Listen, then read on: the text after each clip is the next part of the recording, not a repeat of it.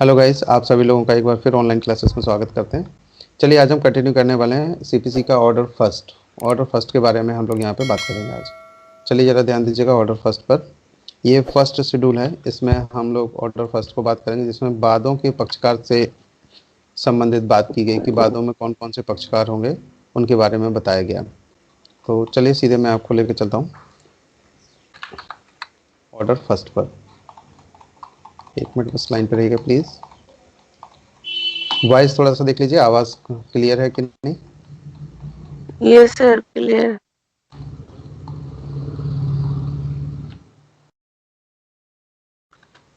हाँ देखिए, जो इंग्लिश मीडियम के हैं यहाँ पे ज़रा ध्यान देंगे हम लोग। ये सेक्शन जो 158 इसमें जो दिए गए हैं, उसके बाद जो शेड्यूल फर्स्ट दी गई उसमें ऑर्डर के प्रोविजंस दिए गए हैं।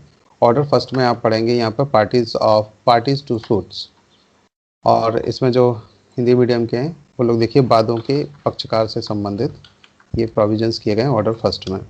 तो रूल नंबर फर्स्ट पर हम लोग एक नज़र डालते हैं। देखिए ऑर्डर ये, तो इसको हम लोग ऐसे पढ़ लेंगे O4 ऑर्डर ऐसे कर सकते हैं, शॉर्ट में भी लिख सकते हैं, या चाहो तो ऑर्डर फर्स्ट और रूल फर्स्ट, ऐसे ये लिखा जाता है जनरली।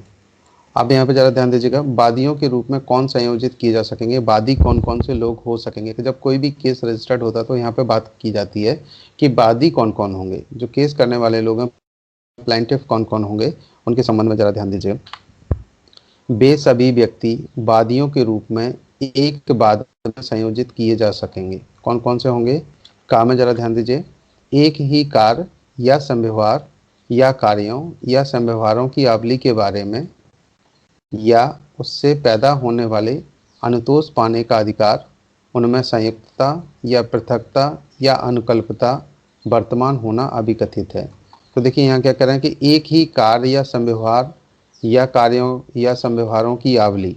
तो यहाँ पे देखिए ज़रा ध्यान दीजिए, एक ही कार्य वाले हों एक साथ जो, और दूसरा संव्यवहार जो ट्रांजैक्शन हो वो भी एक जैसा होना चाहिए, और कार्यों या फिर संव्यवहारों की जो आवली है उनमें वो एक जैसे ही होने वाले हैं। तो यहाँ पर देखिए इसके बारे में या उससे पैदा होने वाले अनुतोष पाने का जो अधिकार है, जो जो लोग रिलीफ चाहते हैं, वो एक ही मैटर है या एक ही जैसे पक्षकार हैं, तो फिर उन्हें क्या करेंगे, एक ही केस में इंक्लूड किया जा सकता है। तो देखिए ज़रा ध्यान दीजिए, उनमें संयुक्तता मतलब एक साथ, पृथकता मतलब अलग अलग, अनुकल्पता जो अल्टरनेटिव जो होता है उसके बारे में, वर्तमान होना अभी कथित है।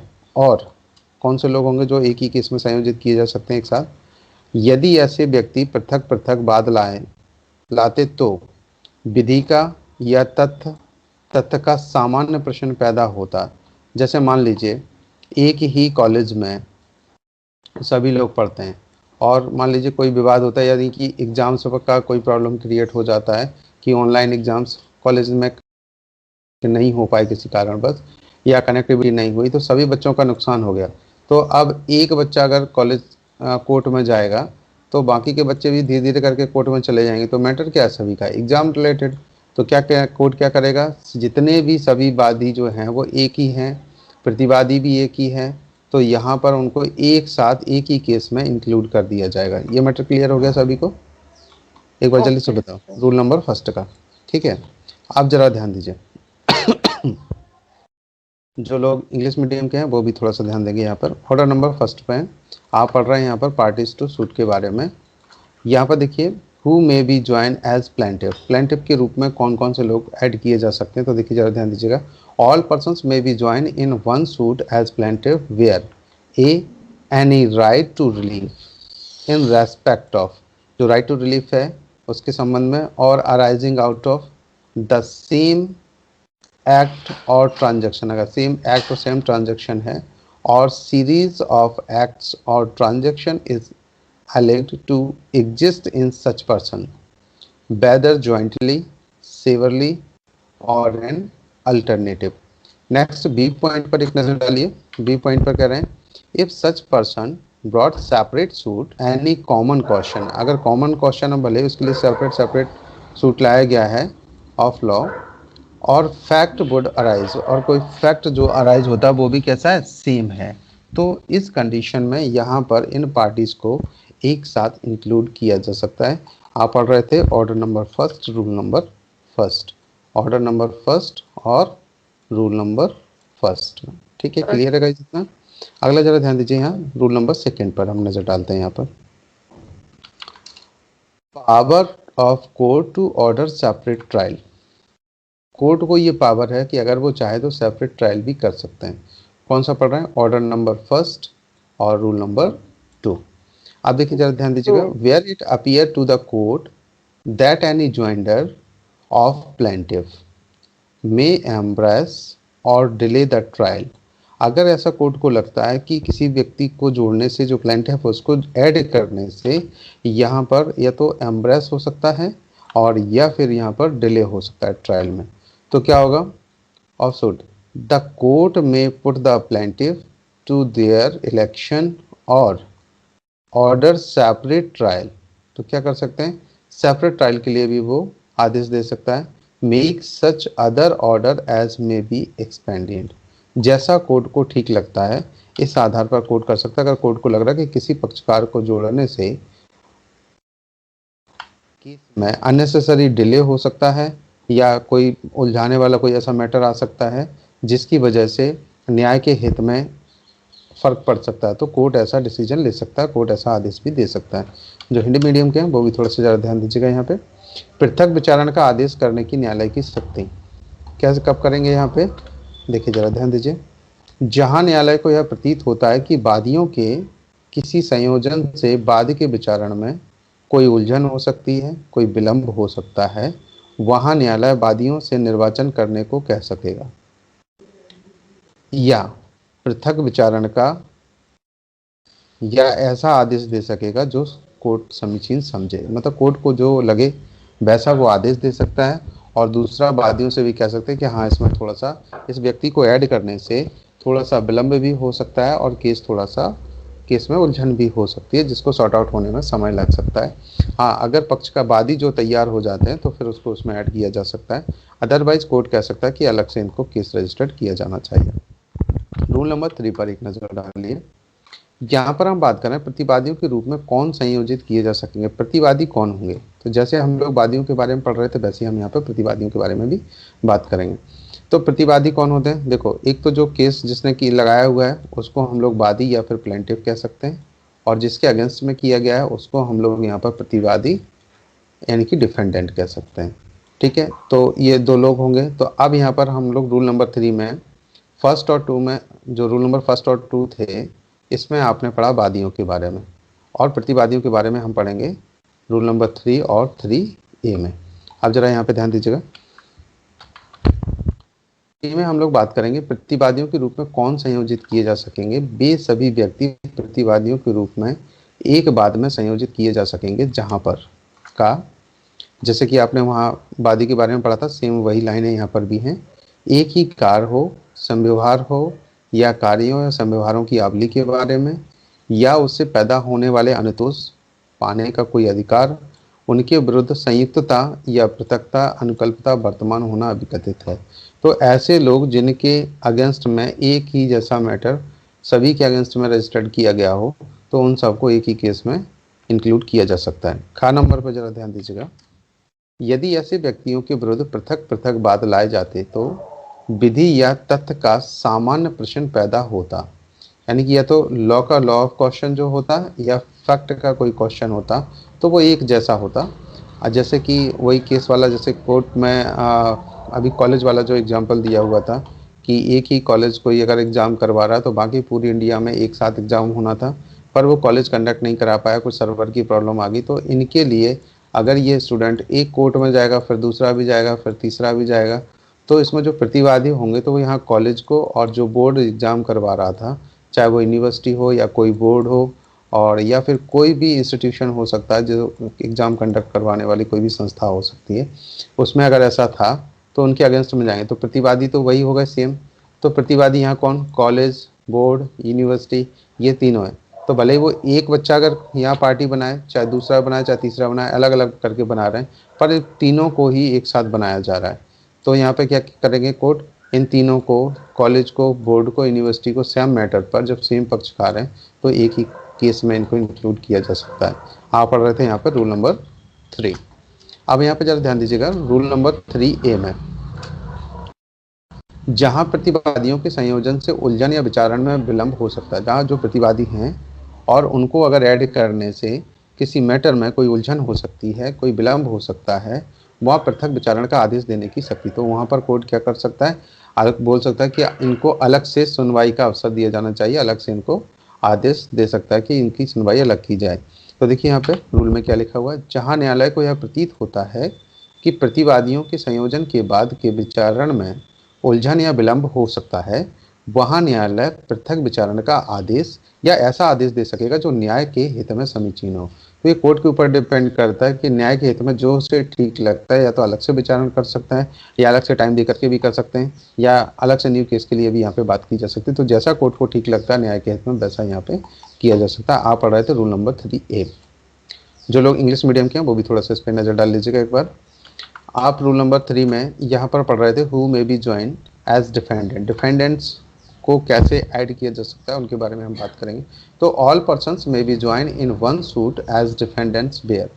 कहाँ कहाँ पर, इसमें ए और बी जैसे कि वहाँ पर प्लेंटिफ के बारे में दिया गया था रूल नंबर 1 और 2 में, वैसे ही यहाँ पर भी ये प्रोविजंस किए गए। तो देखिए जरा ध्यान दीजिए, any right to relief in respect to or arising out the same act और same transaction or series of act. देखिए क्या कहा, जहाँ पर रिलीफ हो, एक जैसा हो, अराइजिंग कोई कॉज ऑफ एक्शन का जो अराइजिंग है वो, और सेम एक्ट हो, सेम ट्रांजेक्शन हो, या सीरीज ऑफ एक्ट हो। तो transaction is alleged to exist against such person. तो वेदर जॉइंटली और सेवरली और अल्टरनेटिवली, कैसे भी यहाँ पे लगाया गया उन पर्सन्स के अकॉर्डिंग, उन सबको एक साथ इंक्लूड किया जा सकता है। बी में देखिए, if separate suits where brought against such person any common question of law or fact would arise। अगर यहाँ पर एक ही कॉमन क्वेश्चन आता है लॉ का, या फिर एक ही जैसा फैक्ट अराइज होता है, तो इन सभी को एक साथ इंक्लूड किया जा सकता है एज ए डिफेंडेंट। कौन सा रूल पढ़ रहे थे आप, रूल नंबर 3। एक बार बोल के बता दो कौन सा रूल पढ़ रहे थे आप, रूल नंबर 3। अगला जरा ध्यान दीजिएगा यहाँ पे, नेक्स्ट हम यहाँ पे बात करने वाले हैं रूल नंबर 3A पर एक नजर डालिए फिर से। Power to order separate trials where joinder और defendants may embarrass or delay trial where the appears to the court that any joinder of defendants may embrace or delay the trial of the suit. The court may order separate trials or make such other order as may be expended in the interest of justice। तो देखिए यहाँ पे ज़रा ध्यान दीजिएगा, यहाँ ये क्या कह रहे हैं कि power to order separate trials. Separate trials की पावर है किसको, कोर्ट को। वेयर ज्वाइंडर और डिफेंडेंट्स में बी एम्ब्रेस, अगर कोई जो ज्वाइंडर है डिफेंडेंट्स में किसी व्यक्ति को अगर ऐड करना है, उसको जोड़ने से क्या हो सकता है, एम्ब्रेस हो सकता है और डिले भी हो सकता है ट्रायल में। तो इन केस में कोर्ट क्या क्या कर सकता है, कोर्ट एक तो सेपरेट ट्रायल के लिए ऑर्डर कर सकता है, या फिर कोई और अल्टरनेटिव जो उसे ठीक लगे in the interest of justice, इनकी जस्टिस के इंटरेस्ट में, कि न्याय के हित में जो उसे ठीक लगे, कोर्ट यहाँ पर ऐसा आदेश कर सकता है। ये रूल नंबर आप पढ़ रहे थे 3A, order number 1, rule number 3A। Next जरा ध्यान दीजिएगा, रूल नंबर 4 पर एक नज़र डालते हैं। कोर्ट में गिव जजमेंट फॉर और अगेंस्ट वन और मोर ज्वाइंट पार्टीज। तो यहाँ पर जरा ध्यान दीजिएगा क्या करें, कोर्ट में गिव जजमेंट फॉर और अगेंस्ट वन और मोर ऑफ ज्वाइंट पार्टीज। जहाँ पर देखिए केस में अगर एक ही पक्षकार हो, जैसे पार्टी नंबर 1, इसमें मान लीजिए 5 लोग हैं, A B C D E और F, यहाँ मान लीजिए 5 पार्टी हैं। एक ही पार्टी नंबर 1 में 5 लोग हैं, और यहाँ पर जो पार्टी नंबर 2 है डिफेंडेंट, देखिए यहाँ ये कौन है, प्लेंटिफ, ठीक है, और ये कौन है, डिफेंडेंट। अब यहाँ पर डिफेंडेंट और प्लेंटिफ की अगर हम बात करते हैं, तो डिफेंडेंट में मान लीजिए 4 ही लोग हैं, तो W X Y और Z, ये 4 लोग हैं। तो यहाँ पर कहा जा सकता है कि कोर्ट को अगर लगता है तो इनके फेवर में अगेंस्ट में जैसे भी डिसीजन हो रहा है, तो या तो इन चारों के अगेंस्ट में दिया जा सकता है, या हो सकता है कोर्ट को लगता है कि इनमें से किसी एक के अगेंस्ट में देना है, डब्ल्यू के अगेंस्ट में, तो डब्ल्यू के अगेंस्ट में दिया जा सकता है। इन तीनों के लिए पेंडिंग भी छोड़ सकता है और फिर कुछ समय के बाद इनको अलग से जजमेंट किया जा सकता है। तो कोर्ट ऐसा भी कर सकता है। कई बार आपने देखा होगा जो डिक्री बनाई जाती हैं, तो डिक्री के बारे में आपने पढ़ा, कौन सा सेक्शन था, सेक्शन 2(2) में डिक्री की डेफिनेशन दी गई है। इसी में आपको याद करना था इसको। तो किसमें क्या कहा गया कि डिक्री क्या हो सकती है, पार्शली भी हो सकती है, ठीक है। और कैसी हो सकती है, इनिशियल स्टेज मतलब प्रारंभिक भी हो सकती है। तो यहाँ पर जरा ध्यान दीजिएगा, पार्शली भी हो सकती है, प्रारंभिक भी हो सकती है, अंतिम भी हो सकती है, अंतिम भी हो सकती है। तो ऐसे जो ये होते हैं, ये क्या कर दिया इन्होंने, पार्शली प्रारंभिक कर दिया। तो पार्शली जो है ना, इनिशियल वाली जो फर्स्ट स्टेज वाली जो डिग्री है, वो यहाँ पे इसको ऐसा मान लिया जाएगा, कोर्ट को ऐसा पावर होता है कि कोर्ट ऐसा कर सकता है। तो देखिए जरा ध्यान दीजिए यहाँ पे, जजमेंट में be given without any amendment.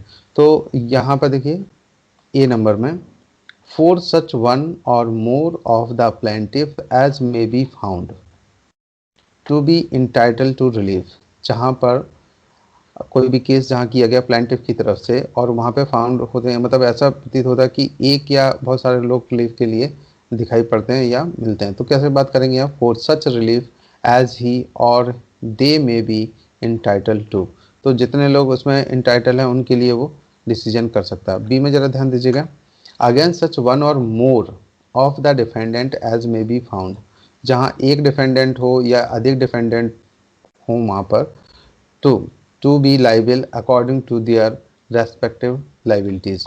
तो कोर्ट को जो लोग इसमें लाइबिलिटीज़ में लग रहा है कि इनके ऊपर लाइबिलिटीज़ आनी चाहिए, तो कोर्ट चाहे वो डिफेंडेंट हो चाहे वो प्लेंटिफ हो, तो यहाँ पर आप इसमें देखिए ज़रा ध्यान दीजिएगा, अगर प्लेंटिफ से रिलेटेड रूल्स पूछा जाता है तो ऑर्डर नंबर कितना हो गया, 4, और रूल नंबर कितना हो गया, रूल उसका, सॉरी एक मिनट रुकिए, यहाँ पर ऑर्डर नंबर हो जाएगा 1 और रूल नंबर कितना हो जाएगा 4A। 4 तो 4A किससे रिलेटेड हो गया, प्लेंटिफ से। अब यहाँ पर ऑर्डर नंबर फर्स्ट और रूल नंबर 4B ये किससे रिलेटेड हो गया, डिफेंडेंट से। तो ये दो आपको रूल ऐसे याद करके रखने पड़ेंगे, प्लेंटिफ से रिलेटेड हो या क्या एक व्यक्ति के अगेंस्ट में भी दिया जा सकता है या सबके अगेंस्ट में भी दिया जा सकता है। Order number first rule number आप 4A पढ़ रहे हैं, फिर order number first rule number 4B पढ़ रहे हैं डिफेंडेंट से रिलेटेड। तो ये आपको इस टाइप से याद करके रखना पड़ेगा। जो लोग हिंदी मीडियम के वो भी थोड़ा सा ध्यान दीजिएगा। देखिए क्या कह रहे हैं, न्यायालय संयुक्त पक्षकारों में से एक या अधिक के पक्ष में या उसके विरुद्ध में निर्णय दे सकता है। तो जहाँ पर पक्षकारों में से दोनों पक्षकारों की बात कर रहे हैं, पार्टी नंबर 1 जैसे वादी और दूसरे प्रतिवादी दोनों के बारे में बात की जा रही है। तो यहाँ पर 4A में जब आप पढ़ेंगे रूल नंबर 4A, वादियों में से जो एक या अधिक वादी अनुतोष के हकदार पाए जाएं, ये तो मान लीजिए जैसे यहाँ पर कहा गया था कि पार्टी नंबर हम 1 को मान लेते हैं ये वादी लोग हो गए, तो यहाँ पर कहा A B C D E, मान लो ये 5 लोग हैं, ठीक है, पांचों लोगों में से पता चला कि केवल ये एक A नंबर का, C नंबर का, D नंबर का यही रिलीफ के लिए एंटाइटल हैं, इसमें B और E ये दोनों नहीं है। तो यहाँ पर इन तीनों के फेवर में कोर्ट जजमेंट कर सकता है। और कहा जा रहा है देखिए उसके या उनके पक्ष में उस अनुतोष के लिए जिसके लिए वह हकदार हों कोर्ट ऑर्डर कर सकता है। बी में जरा ध्यान दीजिए, बी में यहाँ बात करें कि प्रतिवादियों में से जो एक या अधिक प्रतिवादी दायी पाए जाएं, तो प्रतिवादियों में भी हम यहाँ पे देख लेते हैं, जैसे पार्टीज नंबर 2 में यहाँ पे देख लीजिए, 2 में यहाँ हमने W X Y और Z 4 लोगों को लिया, मान लो 4 लोग हों यहाँ पर, तो इन चारों में से मान लीजिए कि 2 लोग ही इंटाइटल हैं जो वास्तव में उनको लाइबिलिटीज आनी चाहिए, बाकी लोग तो केवल ऐसे फंसा दिए गए हैं। तो यहाँ पर मान लीजिए एक्स पर लाइबिलिटीज आनी चाहिए और जेड पर लाइबिलिटीज आनी चाहिए, तो इन दोनों के अगेंस्ट में कोर्ट कर सकता है और इन दोनों को थोड़ा सा रिलीफ भी दे सकता है, इन दोनों के ऊपर चार्ज नहीं डालेगा। तो ऐसा भी किया जा सकता है। और अगर कोर्ट को लग रहा है कि ये चारों इसमें इन्वॉल्व थे तो चारों के ऊपर बराबर बराबर की लाइबिलिटी भी कर सकता है, कोर्ट के ऊपर डिपेंड करता है। अब यहाँ पर जरा ध्यान दीजिए, प्रतिवादियों में से जो एक या अधिक प्रतिवादी दायी पाए जाएं उसके या उनके विरुद्ध उनके अपने अपने दायित्वों के अनुसार निर्णय किसी संशोधन के बिना दिया जा सकता है। तो यहाँ पर कोर्ट को ये पावर होती है। कौन सा ऑर्डर पढ़ रहे थे, order number first rule number 4 का ए में वादियों से संबंधित, order number first rule number 4 का बी, ये किससे संबंधित है? ये प्रतिवादियों से संबंधित है, डिफेंडेंट से संबंधित है।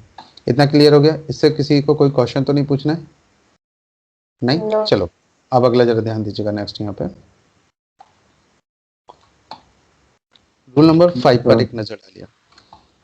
दावाकृत संपूर्ण अनुतोष में प्रतिवादी का हितबद्ध होना आवश्यक नहीं है। तो यहाँ कहा गया कि जो प्रतिवादी है, जरूर नहीं कि जो जितना दावा किया गया है उसमें एक ही प्रतिवादी पूरा हितबद्ध हो, जरूर नहीं है। भले ही उसका थोड़ा सा पार्ट होगा तो उतने हिस्से तक उसको देना होगा। तो देखिए जरा ध्यान दीजिए क्या कह रहे हैं। यह आवश्यक नहीं है कि हर प्रतिवादी अपने विरुद्ध किसी वाद में दावाकृत संपूर्ण अनुतोष के बारे में हितबद्ध हो। जरूरी नहीं है कि संपूर्ण दावे में ही वो हितबद्ध हो सकता है, उसका कुछ हिस्सा है इसमें जिसमें वो हितबद्ध हो सकता है। जो इंग्लिश मीडियम के वो भी थोड़ा सा यहाँ पे ध्यान दीजिएगा रूल नंबर 5 पर।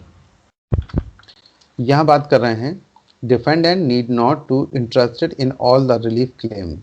तो यहाँ पे देखिए क्या कह रहे हैं, it shall not be necessary the every defendant shall be interested as to all the relief claim in any suit against him. तो यहाँ पे देखिए जैसे मान लीजिए पूरा एक केस रजिस्टर्ड किया गया कोई भी, जिसमें 5 पॉइंट्स पर कोई केस रजिस्टर्ड किया गया, 3 पॉइंट्स पर कोई केस रजिस्टर्ड किया गया। जैसे फर्स्ट पॉइंट पे है कि भाई मेरे पैसे दिलाइए, और पूरे पैसे कितने हैं भाई 5 लाख रुपीज़ का नुकसान हुआ है, तो इसमें और इसमें इंटरेस्ट भी मुझे चाहिए, ऐसे करके केस मान लीजिए लगाया गया है, ठीक है। और तीसरा कोई और पॉइंट उसमें इंक्लूड कर दिया गया। तो यहाँ पर जो प्रतिवादी होगा जरूरी नहीं कि उसमें 5 लाख के लिए फुल लाइबल, वो केवल 1 लाख के लिए भी लाइबल हो सकता है, तो उससे 1 लाख की वसूली की जा सकती है। बाकी के जो लोग और उसमें इन्वॉल्व होंगे उन लोगों से भी पैसा ये किया जा सकता है। तो ये रूल नंबर 5 इसी टाइप का बताना कि भले ही उसमें पूरे इंटरेस्ट में ना हो, थोड़ा जितना है लाइबिलिटी उसके ऊपर आ रही उतनी लाइबिलिटी के अकॉर्डिंग उसे अपना भुगतान करना होगा, तो क्षतिपूर्ति उसको करनी पड़ जाएगी। चलिए जरा ध्यान दीजिएगा यहाँ पे रूल नंबर 6 पर एक बार नजर डालते हैं। जो लोग हिंदी मीडियम के हैं वो थोड़ा सा पहले देख लीजिए एक बार। एक ही संविदा के आधार पर दायी पक्षकारों का संयोजन। अगर एक ही संविदा की गई तो उसमें क्या सभी पक्षकारों को एक साथ दायी बनाया जा सकता है? तो देखिए जरा ध्यान दीजिएगा, यहाँ पर हम बात करें कि वादी किसी भी एक संविदा के आधार पर पृथकता या संयुक्तता, पृथक का मतलब हो गया अलग से, संयुक्तता मतलब एक साथ, और पृथकता दायी सभी या किन्हीं व्यक्तियों को जिनके अंतर्गत विनिमय पत्रों, हुंडियों और वचन पत्रों के पक्षकार भी हैं। तो विनिमय पत्र आपने नेगोशिएबल इंस्ट्रूमेंट एक्ट में पढ़ा, हुंडियों में भी पढ़ा और वचन पत्र भी आपने पढ़ा, मतलब एक चेक का एक रूप आप इनको मान के चलिए अभी थोड़ा सा समझने के लिए बस, बाकी इनकी डेफिनेशन अलग है। तो देखिए जरा ध्यान दीजिए, विनिमय पत्रों, हुंडियों या फिर वचन पत्रों के पक्षकार भी एक ही वाद के पक्षकारों के तौर पर अपने विकल्प के अनुसार संयोजित कर सकेंगे। तो यहाँ पर देखिए क्या है कि जैसे मान लीजिए किसी ने कोई लाइबिलिटी ले लिया, मान लीजिए हम एक फॉर एग्जांपल ले लेते हैं, कोई चेक के बारे में है, कोई वचन पत्र है और जिसमें 3-4 लोगों ने मिलकर के कोई वचन पत्र बनवा के दिया हुआ था, तो इन सभी को एक ही केस में एक साथ इंक्लूड करके इनकी ट्रायल की जा सकती है। रूल नंबर 6 में जरा इंग्लिश में जरा ध्यान दीजिएगा, देखिए जरा ध्यान दीजिए। Joinder of parties liable on same contract. अगर मान लीजिए एक जैसा कॉन्ट्रैक्ट किया गया है तो सेम कॉन्ट्रैक्ट में क्या होगा, the plaintiff may at his option, जो प्लेंटिफ है उसके ऑप्शन पर, join as parties to the same suit all or any of the person severally. जो अलग अलग केस रजिस्टर्ड किया गया उनको ज्वाइंटली किया जा सकता है, और jointly and severally liable on any one contract. और वो लाइबल कैसे हैं, एक ही कॉन्ट्रैक्ट में एक जैसे लाइबल हैं, तो including parties to bill of exchange, hundis, promissory note. अगर इनमें है तो इनके जो पक्षकार हैं अगर एक जैसे हैं तो एक ही साथ इनको लाइबिलिटी एक साथ इनकी ट्रायल की जा सकती है। रूल नंबर 7 पर एक नजर डालिए जल्दी से। रूल नंबर 7 पे देखेंगे, जब वादी को संदेह है कि किससे प्रतितोष चाहा गया। यहाँ पर वादी को ये नहीं पता कि भाई जितने लोग इसमें इंक्लूड थे प्रतिवादी, उनमें से किससे रिलीफ चाहिए। तो यहाँ रिलीफ के संबंधित यहाँ पे देखिए हम बात करेंगे, जहाँ वादी को इस बारे में संदेह है कि वह व्यक्ति कौन है जिससे प्रतितोष अभिप्राप्त करने का वह हकदार है, तो वहाँ वह 2 या अधिक प्रतिवादियों को इसलिए संयोजित कर सकेगा कि सभी पक्षकारों के बीच इस प्रश्न के बारे में अवधारित किया जा सके कि प्रतिवादियों में से कौन और किस विस्तार तक दायी है। जनरली ऐसे केसेस में आप देखेंगे जैसे जो कंपनी के लोग होते हैं, जैसे मान लीजिए कोई कंपनी है और कंपनी में कोई एक मैनेजर है जो ट्रांजैक्शन जिसने किया हो, तो इस मैनेजर की बाय मिस्टेक से मान लीजिए जेड नाम के व्यक्ति को नुकसान हो जाता है। तो अब जेड किसके किसके ऊपर केस लगाए? तो बोले, मैनेजर से बात की, बोले भाई मैं कुछ नहीं जानता, ये जो मैटर है ना ये तो कंपनी का मैटर है भाई, कंपनी के लिए मैं काम करता हूँ तो पूरी कंपनी की। तो अब जेड क्या करेगा यहाँ पर, कंपनी के जो बोर्ड ऑफ डायरेक्टर होंगे उन सबको इंक्लूड कर लीजिए। अब जो भी इसके लिए रिस्पॉन्सिबल होगा वो अपने आप ही आ जाएगा कौन है। तो यहाँ पे तो एक पार्टी तो हमने बना लिया सीधे सीधी कंपनी को, ठीक है। फिर हमने क्या किया, दूसरा, कंपनी के बोर्ड ऑफ डायरेक्टर में जो इसका प्रेसिडेंट होगा उसको बना लीजिए, प्रेसिडेंट हो गया, ठीक है। और तीसरा, इसमें वो जो मैनेजर्स वगैरह हैं उन सबको इसमें इंक्लूड कर दिया, ठीक है। अब जब सबके एक ही कंपनी के सभी लोगों को ऊपर केस जब रजिस्टर्ड होगा तो सबको नोटिस जाएगा, तो कोर्ट इनमें से ये डिसाइड कर देगा मिस्टेक किसकी है।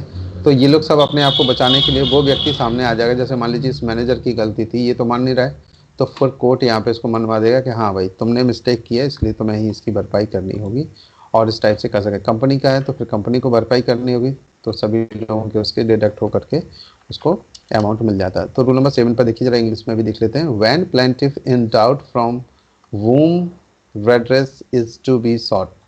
तो देखिए जरा ध्यान दीजिएगा, where the plaintiff is in doubt, plaintiff doubt में है, as to the person from whom he is entitled to obtain redress। कई बार आपने देखा कि रोड ऐसे जो बन रही थी, रोड ऐसे, और ये रोड बन रही सीधी, ठीक है, और यहाँ पर इन्होंने बीच में कोई ऐसा गड्ढा खोद दिया, कोई भी, अब यहाँ से गया कोई व्यक्ति इसमें कूद गया, मान लो गया गिर गया, तो यहाँ पे मान लीजिए सीधे रोड जा रहे, तो रोड पे जब गड्ढा खोदा तो ये नहीं पता भाई कि किसने खोदा है, तो अब किसके ऊपर केस रजिस्टर्ड किया जाए, यहाँ कौन मिलेगा। तो यहाँ पे क्या है, देखो पहले देखेंगे क्या है, ये नेशनल हाईवे है तो सेंट्रल गवर्नमेंट पे कर लीजिए, सेंट्रल गवर्नमेंट पर, और जो इसमें ठेकेदार होगा उनके लिए कर देंगे, ठीक है। तो सबको इंक्लूड कर लिया, जो जिसने ये गड्ढा खुदवाया होगा, जिसने यहाँ पर वो लाइबिलिटीज़ की होगी, उसके अकॉर्डिंग यहाँ पर ये आगे अपने यहाँ पे डिसीजन हो जाएगा, कोर्ट यहाँ पर ऑर्डर कर देगा कि भाई गवर्नमेंट जो है इसके लिए, जो स्टेट गवर्नमेंट हो चाहे सेंट्रल गवर्नमेंट हो, ये भुगतान करे। तो जब वो भुगतान करे तो स्वाभाविक है वो अपने आप ठेकेदारों से ले लेंगे और ठेकेदारों को उनका भुगतान करना पड़ेगा। तो जो इस टाइप की जो चीज़ें होती हैं उसमें जहाँ अनसर्टेनिटी होती है उस जगह पर ये बेनिफिट का काम कर जाता है। तो चलिए अगला जरा यहाँ पे ध्यान देते हैं हम लोग। ये रूल नंबर 7 आपको समझ आ गया गाइस। रूल नंबर 8 पर एक नज़र डालिए। रूल नंबर 8 पर देखिए क्या कह रहे हैं, एक ही हित में,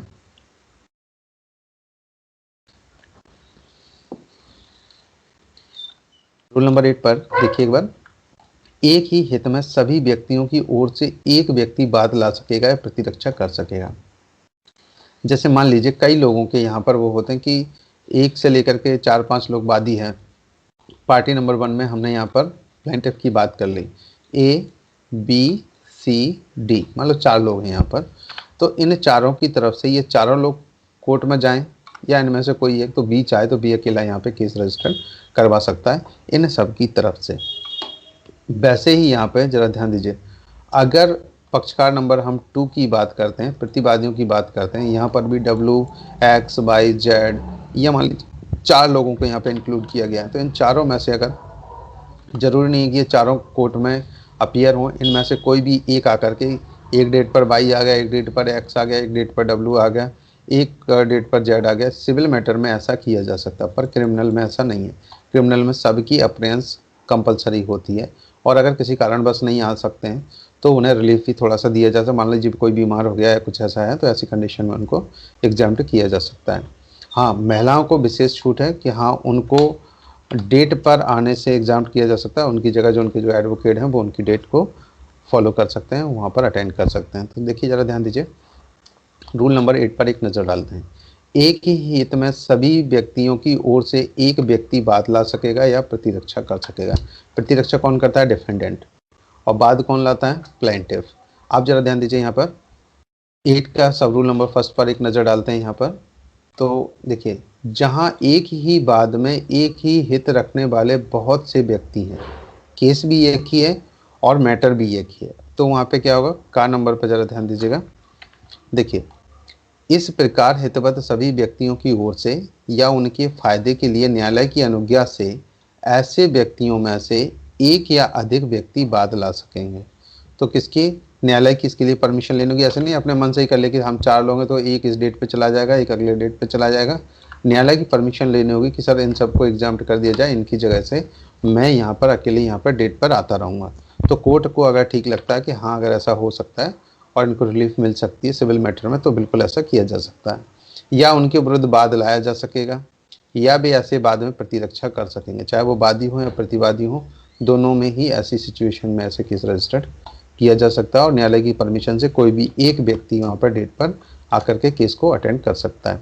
अगला जरा ध्यान दीजिएगा, यहाँ पे न्यायालय यह निर्देश दे सकेगा कि इस प्रकार हितबद्ध सभी व्यक्तियों की ओर से या उनके फायदे के लिए ऐसे व्यक्तियों में से एक या अधिक व्यक्ति वाद ला सकेंगे या उनके विरुद्ध वाद लाए जा सकेंगे, या वे ऐसे बाद में प्रतिरक्षा कर सकेंगे।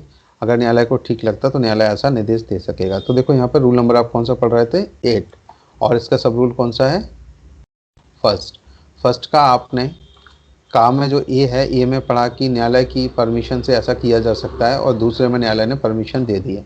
तो आप यहाँ पे कैसे बनाएंगे, ऑर्डर नंबर फर्स्ट और रूल नंबर 8 बोल के बताओ जल्दी से, और सब रूल यहाँ पर फर्स्ट का ए। तो इसमें क्या प्रोविजंस किया गया, देखो ये कहाँ आ सकता है, इतना ये एडीपीओ में इतना लंबा क्वेश्चन नहीं पूछेगा।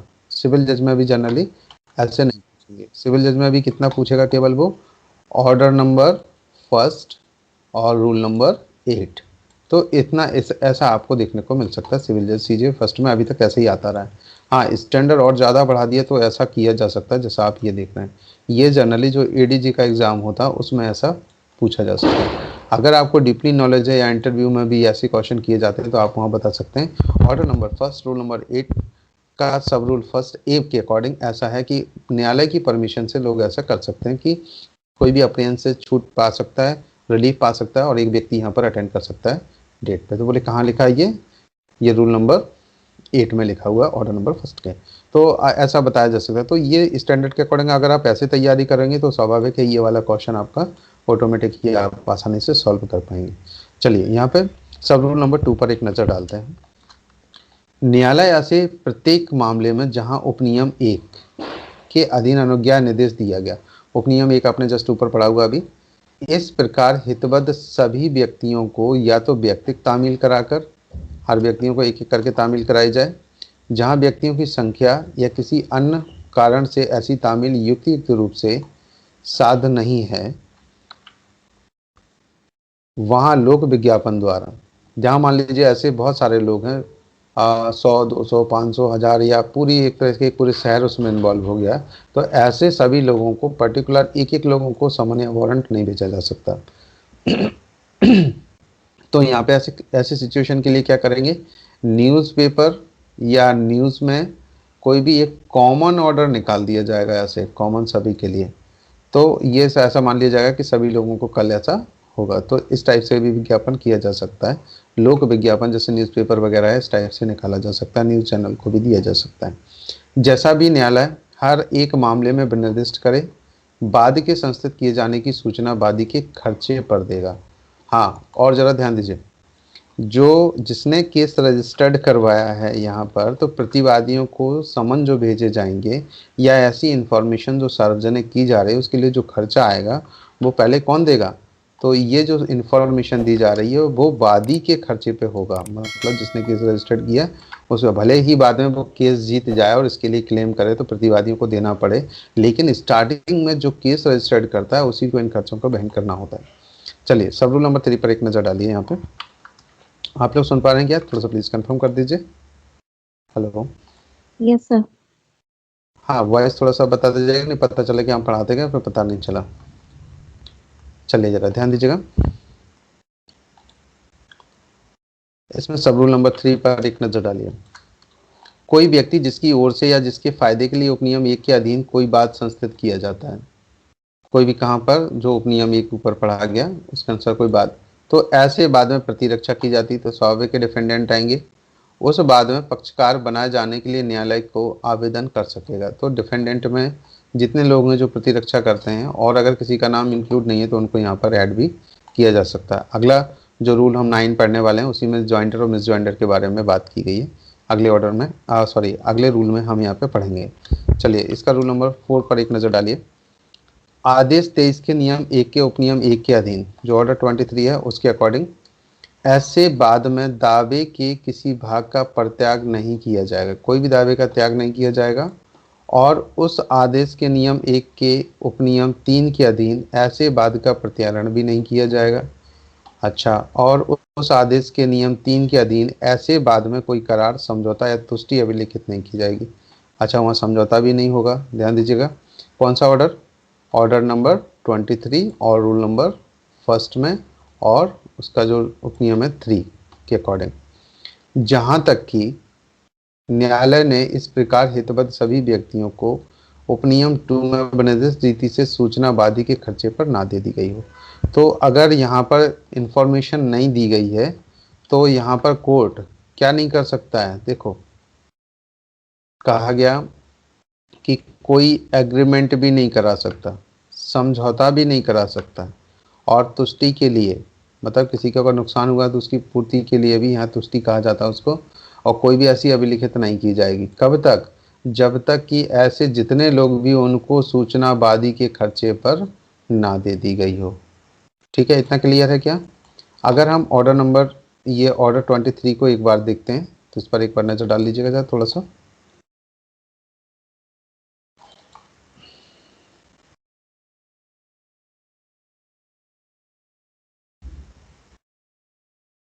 एक सेकेंड लाइन पर रहिएगा गाइस प्लीज। देखिए, ऑर्डर अगर हम 23 को जरा एक बार देखें,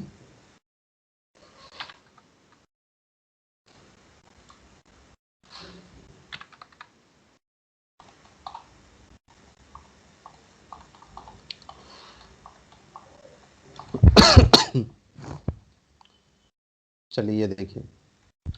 देखो, ऑर्डर दिया गया है वादों का प्रत्याहरण और समायोजन। अगर इसमें किया जाता तो रूल नंबर फर्स्ट में किया गया, वाद का प्रत्याहरण या दावे के भाग का परित्याग नहीं किया जा सकता। वैसे ऑर्डर 23 में इसकी प्रोविजंस दिए गए कि हाँ, परित्याग किया जा सकता है। लेकिन अगर ऑर्डर फर्स्ट में ऐसा है कि जब तक उसको इन्फॉर्मेशन ना दे दी गई हो तब तक वो नहीं कर सकता।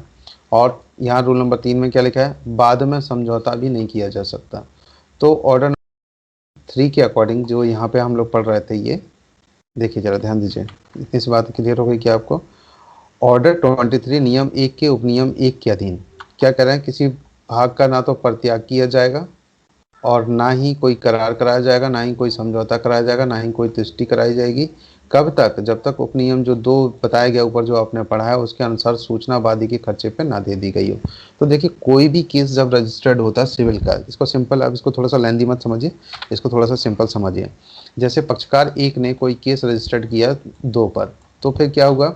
तो ये हो गए वादी, यानी कि इसको प्लेंटिफ हम लोग बोल देते हैं और ये इनको प्रतिवादी बोल देते हैं। तो प्रतिवादियों को ये पता होना चाहिए कि उनके अगेंस्ट में केस इस कोर्ट में रजिस्टर्ड हो गया है। तो इसके लिए क्या भेजा जाता है? इसके लिए इंफॉर्मेशन के लिए समन भेजा जाएगा। तो समन के लिए खर्चा कौन देगा? वादी के खर्चे पर यहाँ पर वादी अपना खर्चा देगा उसके समन के लिए, जो भी डाक खर्च वगैरह आता है वो जमा कराएगा। तभी ये प्रतिवादी कितने हैं? मान लीजिए यहाँ पे प्रतिवादी हैं WXYZ, तो 4 लोग हुए। तो 4 लोगों के लिए रजिस्ट्री के खर्चा, कागज़ टाइपिंग का जो भी खर्चा होना है वो जब कोर्ट में जमा कर देंगे तो वैसे ही बना करके इन चारों लोगों को इंडिविजुअल अलग अलग से इन्फॉर्मेशन दी जाएगी। और यहाँ मान लीजिए 1000 लोग अगर प्रतिवादी के रूप में, तो इनको नहीं दी जा सकती, तो इसमें न्यूज़पेपर में या कोई भी सार्वजनिक ऐसी इन्फॉर्मेशन डाली जाएगी जो सभी तक सर्कुलेट हो जाए।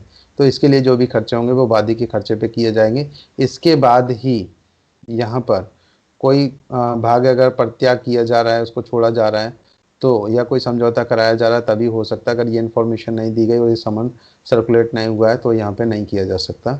यहाँ पे यही रेस्ट्रिक्शन रूल नंबर जो 8 का जो फर्स्ट था ना, उसका यहाँ पे ये 4, तो 4 में यही ये बताया जा रहा है कि अगर ऐसा किया जा रहा है तो ये नहीं की जा सकती है। ठीक है, अगला जरा ध्यान दीजिए, सब रूल नंबर 5 पर एक नज़र डालते हैं। जहाँ ऐसे बाद में बाद लाने वाला या प्रतिरक्षा करने वाला कोई व्यक्ति, कोई भी बाद लाने वाला व्यक्ति हो या प्रतिरक्षा करने वाला कोई व्यक्ति हो, या प्रतिरक्षा में सम्यक तत्परता से कार्रवाई नहीं करता है, वहाँ न्यायालय उस बाद में वैसा ही हित रखने वाले किसी अन्य व्यक्ति को उसके स्थान पर रख सकेगा। देखो जरा इसका मतलब समझिए क्या कह रहे हैं कि जहाँ ऐसे बाद में बादल आने वाला जो जो केस लाया वो वादी हो गया, और प्रतिरक्षा करने वाला कोई भी व्यक्ति जो प्रतिवादी हो गया, ठीक है। तो यहाँ पर हम इसको लिख सकते हैं ऐसे, वादी और या फिर हो प्रतिवादी, ठीक है। ये दोनों समझ लीजिए आप इसको। और फिर क्या करें, प्रतिरक्षा में सम्यक तत्परता से कार्रवाई नहीं करता है। मान लो ये वादी जो हैं इसमें एक दो लोग हैं और वो जिसको नियुक्त किया गया वो सम्यक तत्परता से उसके प्रति वो सजग ही नहीं है, कभी भी आ जाता, डेट है नहीं आया तो नहीं आया। तो वैसे ही कोई प्रतिवादी भी अगर ऐसा कर रहा है, चाहे वादी करे या प्रतिवादी करे, तो न्यायालय क्या करेगा, वहाँ न्यायालय उस बात में वैसा ही हित रखने वाले, जैसे जो पक्षकार हैं पार्टी नंबर 1 में, अगर यहाँ पे ए बी सी डी और ई इन लोगों ने आपस में समझौता कर लिया कि भाई मैं डेट पर आऊँगा सी, और सी बिल्कुल लापरवाही कर रहा है, तो यहाँ पर क्या करेगा कोर्ट, इनमें से सी को हटा करके बोल देगा ए को चलो तुम तारीखें करो और तुम यहाँ पर केस को आगे बढ़ाओ इसकी प्रोसेस में। तो ऐसा ये कोर्ट कर सकता है, और किसी अन्य व्यक्ति को भी उसके स्थान पर रख सकता है इनमें से ही, जहाँ वादी ऐसा कर रहा हो। जहाँ प्रतिवादी है, प्रतिवादी में भी मान लीजिए WXYZ है, तो इनमें से कोई भी मान लीजिए जेड आता, तो जेड लापरवाही कर रहा है, तो यहाँ पर वो एक्स को नियुक्त कर सकता है। ये रूल नंबर 5 में यहाँ लिखा हुआ, सब रूल नंबर 5 में। आप सब रूल नंबर 6 पर एक नज़र डालिए। इस नियम के अधीन बाद में पारित डिक्री, नियम के अधीन कोई भी डिक्री की गई है उन सभी व्यक्तियों पर आबद्ध कर होगी जिनकी ओर से या जिनके फायदे के लिए यथास्थिति वाद संस्थित किया गया या ऐसे बाद में प्रतिरक्षा की गई है। तो यहाँ पर देखिए जरा क्या कह रहे हैं कि इस नियम के अधीन बाद में जो पारित डिक्री है, जो डिक्री की गई है, उन सभी व्यक्तियों पर आबद्ध कर होगी जो इनके फायदे के लिए, किन पर होगी, तो वही देखिए जो पक्षकार 1 और पक्षकार 2। तो मान लीजिए अगर इनके फेवर में दिया गया तो इनके सब पर आबद्ध कर होगी, जितने लोग भी होंगे, और बेनिफिट मिला तो सबको मिलेगा, लॉस होगा तो सबको होगा। तो यही बात बोल रहे हैं रूल नंबर 6 में। स्पष्टीकरण पर एक नज़र डालिए यहाँ पे। इस बात का अवधारण करने के प्रयोजन के लिए कि वे व्यक्ति जो वाद ला रहे हैं या जिनके विरुद्ध वाद लाया गया है या जो ऐसे वाद में प्रतिरक्षा कर रहे हैं, किसी एक वाद में वैसा ही हित रखते हैं या नहीं, यह साबित करना आवश्यक नहीं है। ऐसे व्यक्तियों का वही वाद हेतुक है जो उन व्यक्तियों का है जिनकी ओर से या जिनके फायदे के लिए यथास्थिति वे वाद ला रहे हैं या उनके विरुद्ध वाद लाया जा रहा है या वे ऐसे वाद में प्रतिरक्षा कर रहे हैं। देखो स्पष्टीकरण में ज़्यादा कुछ विशेष नहीं है, इसमें आप थोड़ा सा ऐसा देख सकते हैं कि जब कोर्ट ने कोई केस एक्सेप्ट कर लिया है पक्षकार 1 और पक्षकार 2 में और सेम मैटर आ रहा है, तो यहाँ पर कोर्ट ने पहले क्या किया, ए ने केस रजिस्टर्ड किया था, इन्हीं फैक्ट्स पर या इन्हीं लॉ ऑफ क्वेश्चन पर बी भी आया तो बी को ऐड कर लिया, फिर सी को ऐड कर लिया, या मान लीजिए फिर डी को ऐड कर लिया। वैसे ही यहाँ पे पहले डब्ल्यू था, फिर एक्स हो गया, फिर वाई, फिर जेड, फिर कोई एन नाम का व्यक्ति भी इसमें ऐड हो गया। मान लीजिए ऐसे लोग ऐड कर दिए कोर्ट ने, तो फिर इनको ये साबित करने की ज़रूरत नहीं है कि सेम कॉज ऑफ एक्शन है कि नहीं है या सेम मैटर में है कि नहीं। तो यहाँ पर जब एक बार ज्वाइंडर हो चुके हैं तो फिर इनमें ये साबित करने की आवश्यकता नहीं होती है कि कौन से लोग प्रतिरक्षा कर रहे हैं या कौन से लोग उसमें से अपना जो केस ला रहे हैं। तो यहाँ पर चाहे वादियों या प्रतिवादियों दोनों पर ही ये रूल्स एप्लीकेबल होगा। रूल नंबर 8A पर एक नज़र डालिए। इतना क्लियर हो रहा है क्या गाइस, आपको समझ आया क्या यहाँ पे? हेलो? Yes sir. हाँ, जहाँ क्लियर ना हो ना वहाँ पूछ लीजिएगा आप लोग, है ना। एक जिन लोगों का LLB का एग्ज़ाम होना है उनके लिए एक इम्पॉर्टेंट है ये रूल नंबर 9। अभी इससे संबंधित एक लॉन्ग क्वेश्चन इसमें आता है। तो चलिए सबसे पहले हम यहाँ पे 8A को पढ़ लेते हैं, फिर आगे की बात कंटिन्यू करते हैं। तो ध्यान दीजिएगा, 8A में न्यायालय की कार्रवाई में राय देने या भाग लेने के लिए किसी व्यक्ति या व्यक्तियों के निकाय को अनुज्ञात करने की शक्ति। तो कोर्ट क्या कर सकता है, देखो यहाँ पे न्यायालय की जो कार्रवाई है उनमें कोई राय देने के लिए एक्सपर्ट भी हो सकता है या किसी दूसरे अन्य व्यक्ति को भी, और किसी को पार्टिसिपेशन कराना हो, इसके लिए क्या कर सकता है न्यायालय यहाँ परमिशन दे सकता है कि हाँ इनको आवश्यकता है यहाँ पर, तो इनको ऐड किया जा सकता है।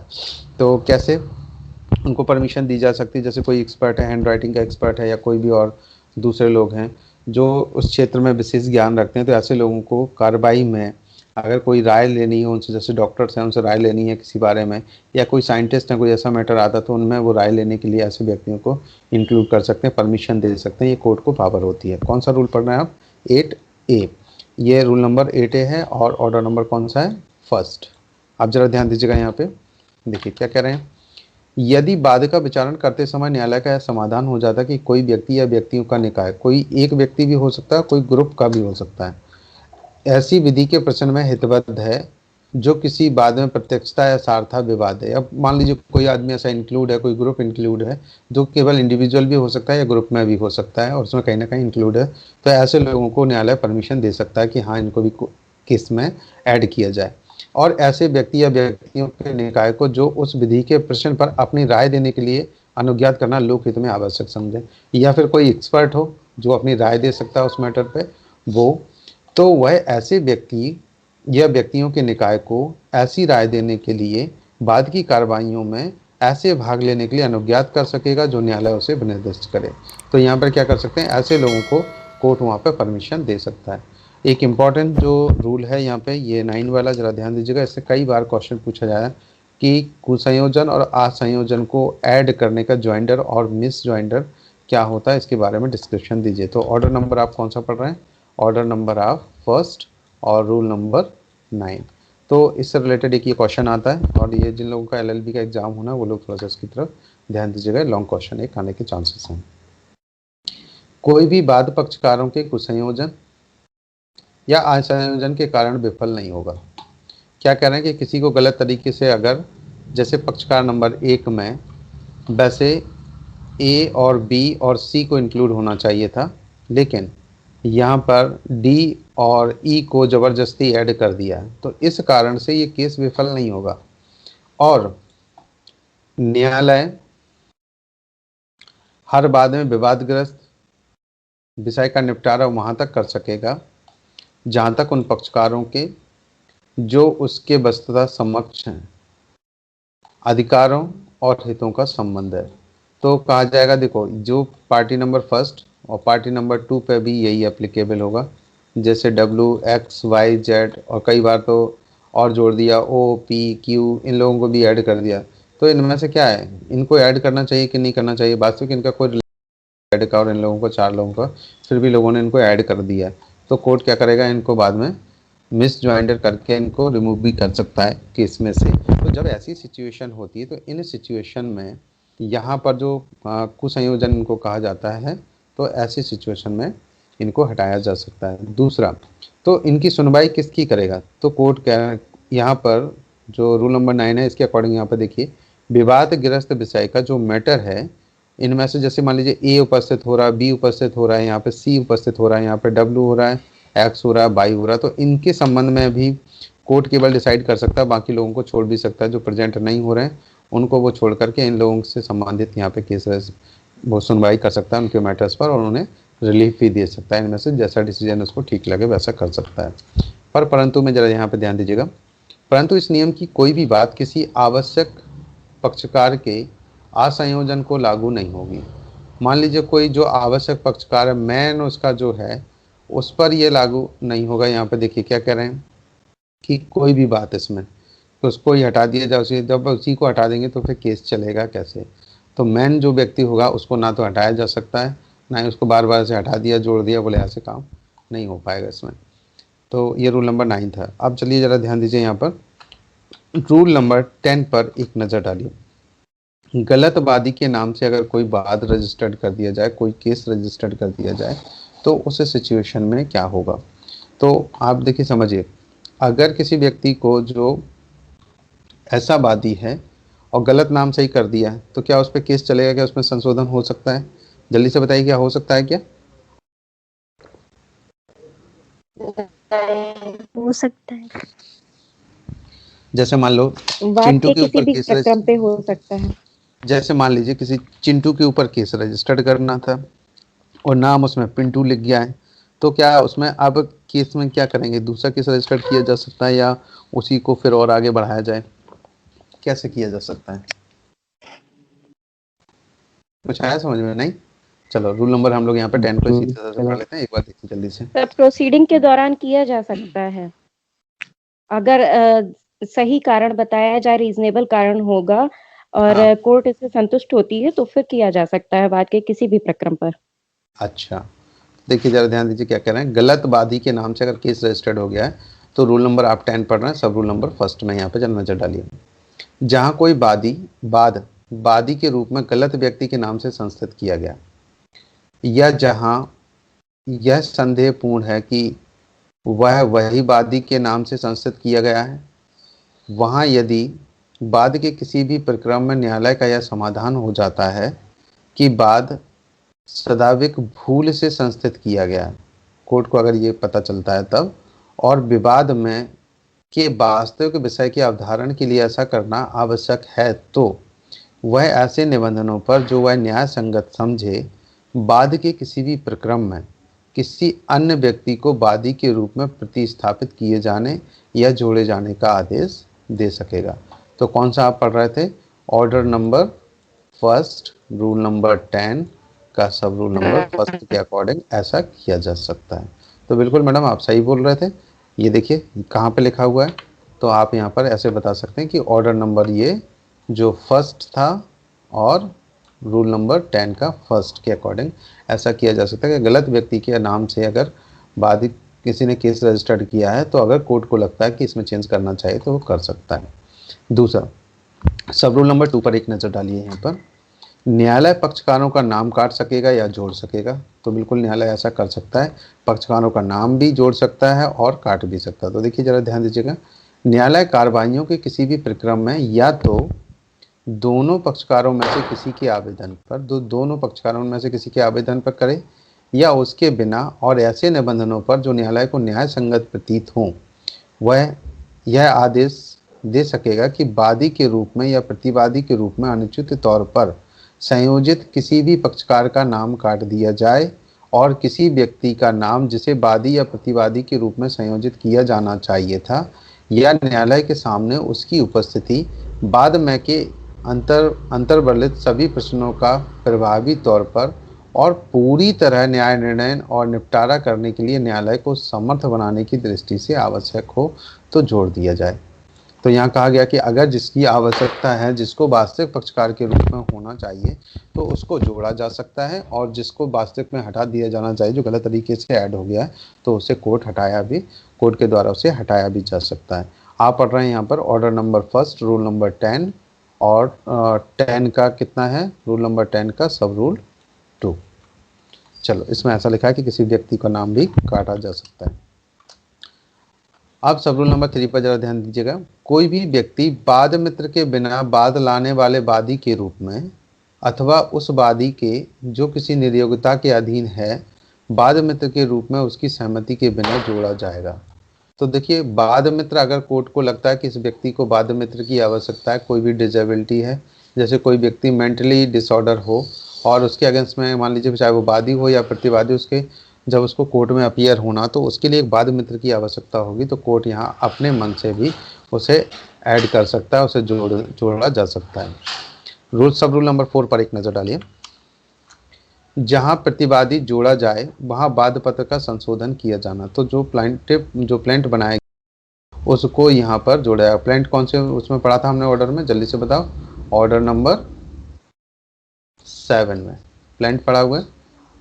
तो देखिए जरा ध्यान दीजिए, तो यहाँ पर वाद पत्र में संशोधन करके ऐसा किया जा सकता है। देखिए जरा ध्यान दीजिएगा, जहाँ कोई प्रतिवादी जोड़ा जाता है वहाँ जब तक न्यायालय अन्यथा निर्दिष्ट ना करे वाद पत्र का इस प्रकार संशोधन किया जाएगा जैसा आवश्यक हो, और समन की और वाद पत्र की संशोधित प्रतियों की तामील नए प्रतिवादी पर और यदि न्यायालय ठीक समझे तो मूल प्रतिवादी पर भी की जाएगी।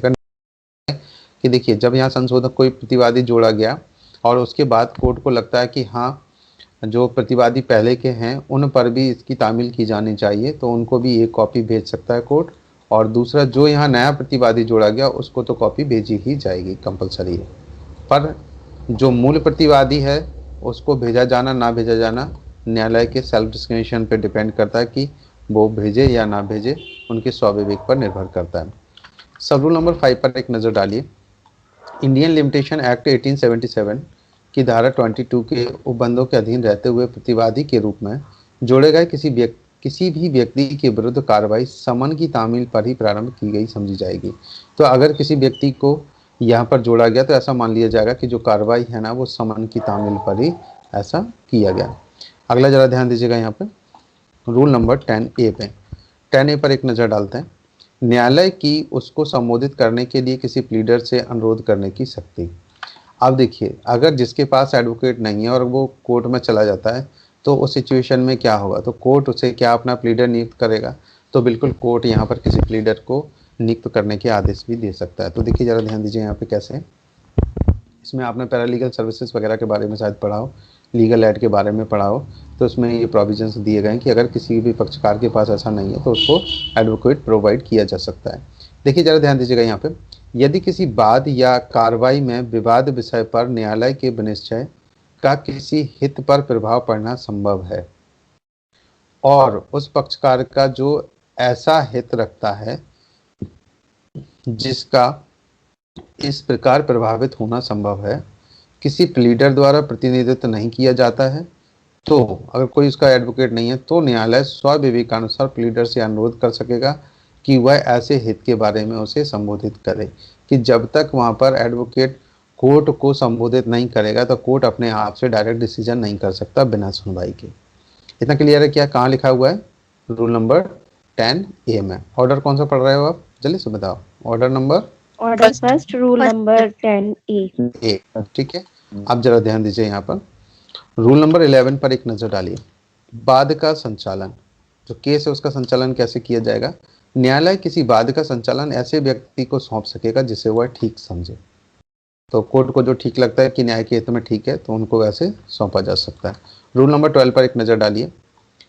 कई वादियों या प्रतिवादियों में से एक का अन्यों के लिए उपसंजात होना। कोई एक व्यक्ति, चाहे वो वादी के रूप में हो या प्रतिवादी के रूप में, एक व्यक्ति उन सभी के लिए प्रेजेंट हो सकता है कोर्ट में। तो कैसे हो सकता है? देखिए जरा ध्यान दीजिएगा यहाँ पे।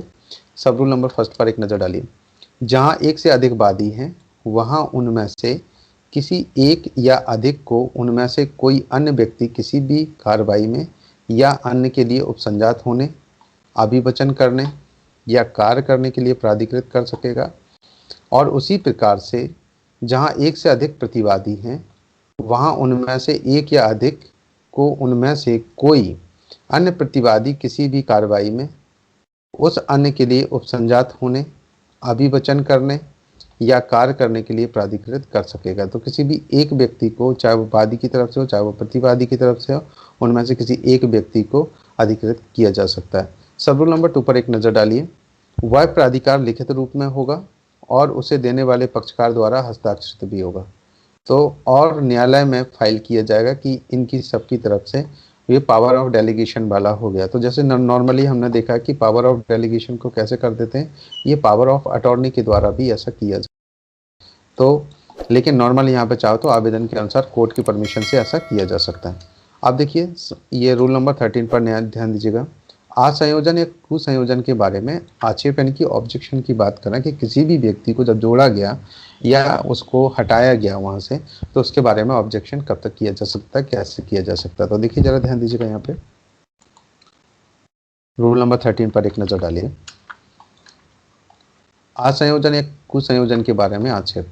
पक्षकारों के असंयोजन या कुसंयोजन के आधार पर सभी आक्षेप यथासंभव शीघ्रतम अवसर पर किए जाएंगे। तो जितना समय मिलता है उस समय में करना चाहिए, या फिर और ऐसे सभी मामलों में जिनमें विवाद स्थित किए जाते हैं, जहाँ पर फैक्ट एंड इशू बनाए जाते हैं, ऐसे स्थिरीकरण के समय या उससे पहले किए जाएंगे जब तक कि आक्षेप का आधार पीछे पैदा ना हुआ हो। और यदि आक्षेप ऐसा नहीं किया जाता है तो वह आक्षेप अधित्यक्त कर दिया गया समझा जाएगा।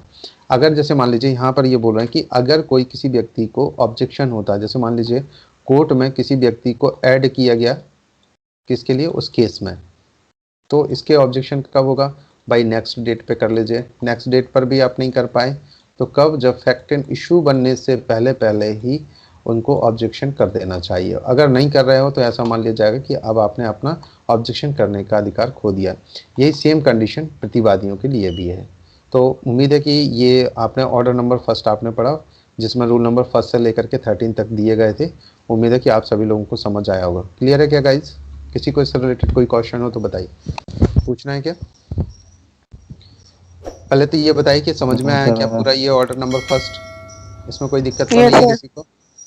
नहीं है? चलिए तो इसको थोड़ा सा आप रिवाइज कर लीजिएगा। सो गाइस हम लोग मिलते हैं नेक्स्ट क्लास में, और तब तक के लिए ओके, बाय बाय।